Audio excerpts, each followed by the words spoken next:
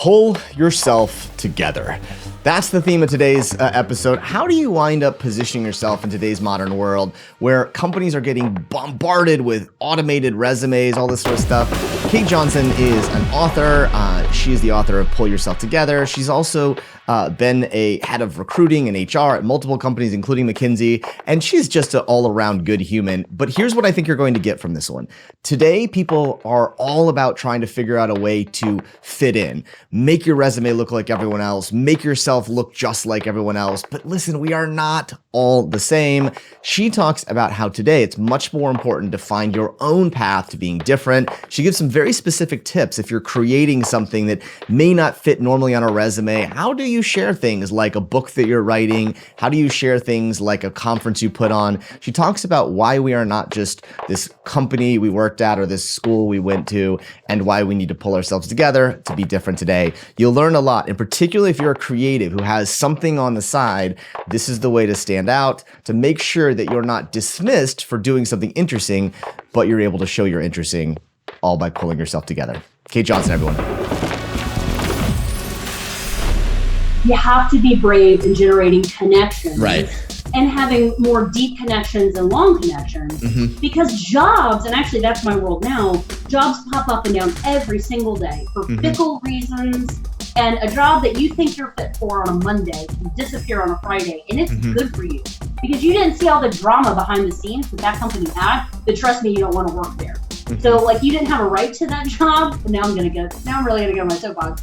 But like you're not missing out. Like sometimes a bad date that you didn't want to go on, don't go on. That's not your life partner. So if you don't rush, you'll have much more fortune.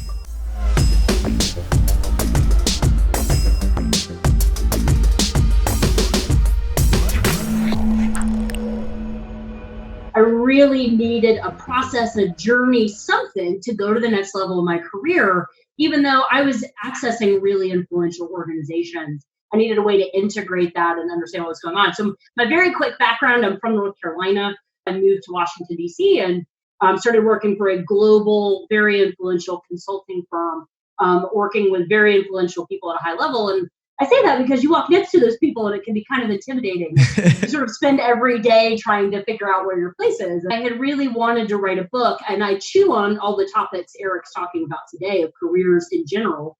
And a passion of mine at the time was diversity and inclusion. And the book at a personal level helped me integrate and work through a lot of issues. It is the hardest professional endeavor I've ever done. The book's called Pull Yourself Together. There's so much old guard that all the advice for most of us as individuals is cranked out of corporate America, sort of advice that works for organizations. They care so much about how they're going to hire workers. And it doesn't really give you insight to what you should do as an individual, which is what became the focus for me as my book, is how could I help individuals understand the workplace navigating. So to your point on prestige, I think a lot of people, we can unpack that for a long time. I think we all want to be impressive. And there is something to be said that prestigious organizations or institutions really can function at a very high level, competitive level. And that's very stimulating for a lot of people. But it just masks and drowns out an entire world of amazing companies. And we all need to learn how to be nimble. And it's easier said than done that if you're making job changes every few years, because what I see in people is that it's kind of, there's a double-edged sword. If people think, if their resume says, I've changed jobs every 2 years, an employer will think you look flaky. Like you do. It's like you're just not going to stick around. And then at the same time, you can look at that resume and somebody will just love that and say, oh, they don't get comfortable. They walk around. They're constantly, I'll say, out in the market, but just really out listening to ideas. But I've had people react at really major places and say, I still want the person who's been somewhere 10 years. Like, What is the depth? So I think the really underlying question here, Eric, is what are you conveying about yourself? Right. A resume is just a marketing document. And can you convey those same skills, ideas, experiences that are just as valuable to a company or employer, whoever it is, do something different? And I think the market wants that. And it's just, there's not a clear guidebook right now for what that looks like. Our identities, who we are, whomever you are, what you look like, what you wear, how you talk, environments you're used to. A lot of people have been penalized for that. If you really need a paycheck and you've got to blend in at work because you just need to get a job, you might operate differently and take less risks. And so my argument was we're getting to a period of time where I think it is very doable and actually exceptional if you know how to be yourself and authentic in what I would call a world of homogeny that employers are really waking up to. So we could say the global environment is so global. You can find a million managers. You can find a million data analysts. You can find a million people who can do any job you want. And so the key question or that can help you stand apart is, what experiences, things have you seen, parts of yourself that make you different from 70 other data analysts who are applying for the same job? It's tricky, but it's valuable and it works. And now, to your point, that was what really came out of my book was this is a thing. And there are people right now who have started amazing companies or who are getting the top of the ladder that might be an underrepresented minority that wouldn't have been able to have that trajectory because they were, how should I say it? So there might have been a time where there was pushback on them for who they were. Now the market is shifting. Now we all are struggling with technology and it feels inhuman. And I think you just have to swallow it and you have to master it. Those are systems, they're inefficient to get people to jobs. The point is that you just get through those moments, and we can talk about those and the tactics, but once you get through them, yourself comes through once you're in the door. You're marketing yourself when you're external and you're having to try to find a way in. And sometimes that can be authentic, but that's a little bit separate from technology. The people who, no matter what their resume says, they're willing to market themselves. So this is where you all have a leg up because you have a tangible product to market yourself that's far more interesting than a resume. So just 9 times out of 10, people are just sort of blown away that you're actually doing it. No one ever reads my book. I just hold it up and they go, wow, okay, you're gritty. This really is a thing. People are unbelievably generous. People really want to help you because a lot of successful people will really help. So I think kind of that invisible script of that, why would someone take my call? Who am I? Why would they care about me? And I have to tell you, I struggled. I have worked for big name places and people have absolutely taken my call because I worked for those places. And then some of those conversations didn't go anywhere because they just were impressed that I worked somewhere prestigious. And then there wasn't really a connection.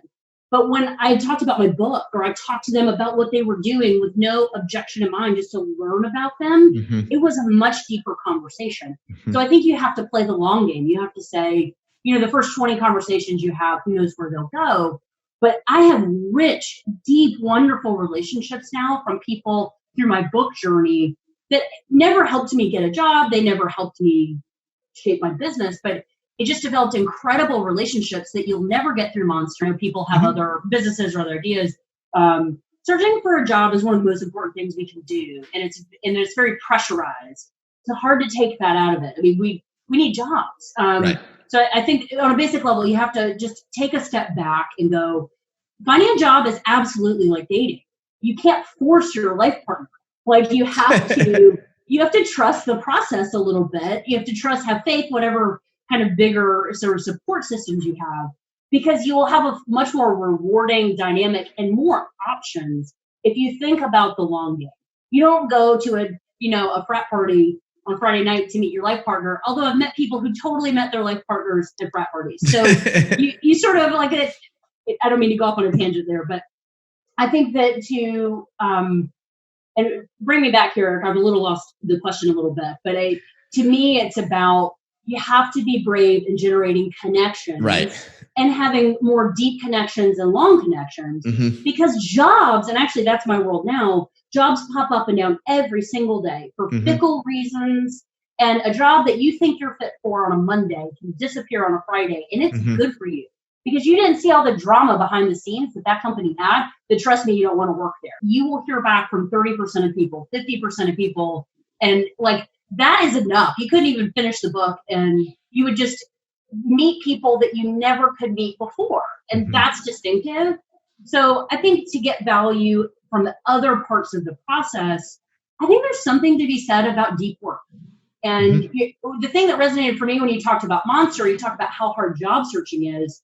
Well, the workforce is now hitting a challenge where so much communication is only surface level. Right. And no one has time to read a book, theoretically. And I guess book sales kind of come and go. But I think if you're able to think about something deeply and talk to someone deeply about it, like even if you don't have a published product or a finished product, that's powerful. And people love that. And isn't that what makes us human? So that's where I think that I'm forgetting some of the other stages, but those were the two takeaways for me, is sort of having depth, having, you can cold contact anybody. And then by gosh, when you're done, it is like finishing the Olympics. There's this pseudo depression that happens because it's gone from your life. And then there's this exhilaration that you're done. And then you can do anything you want with it. Anything you want with it. If you're really interested in a job and you apply to it and you do the right things and you go through the interviews, that's interesting. You're a B+ student. But if you talk to people at their organization before you interview, if you talk to people not even looking for a job there, and you go above and beyond. So the book can be a vehicle for that. For a lot of people, especially at various points in their career, they may not have much of a portfolio. Your degree may be the only thing that you have. Now you have something to sort of show for it. Think about what your goals are relating to the book and your career. So what have you done thus far about basically publicly sharing your book? I've listed it on my resume and LinkedIn. I've got it on all my bios. I've started to share content from the book directly. So things I've written here, snippets of it, sort of ideas from those things. Or you've even done content like I've given interviews on it that I've sort of shared and put out there. So what shows up when they Google you? What are the things that you've done? What are the 5 core skills that you look at yourself?